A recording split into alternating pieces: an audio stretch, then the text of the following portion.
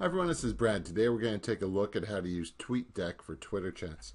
Beth helped just mention this a little while ago, and I thought it was a great point that she uses TweetDeck. So we're going to go ahead and, if you're not following Beth, make sure to follow her. She's a great follow. Make sure to add a column here. And what we want to do first is we want to select the user.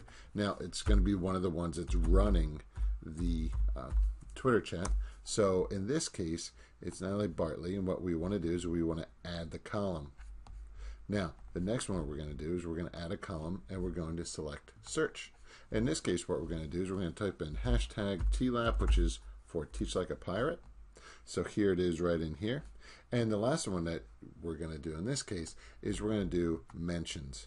And then what you can do is just add a column right in here for yourself so you can see any time that you are mentioned. So it's a very easy way to go in to follow the chat as it is going on live, and then to see any questions that are coming up. And it's really easy to find. So here, if you scroll down a little bit, let's find another question. Here's question 7 right in here. So you can take a look at question 7. And then when you're ready, you can just certainly select tweet and then put your tweet in there. So there you go. If you do have any questions, let me know. Thanks for watching. Take care. Bye-bye.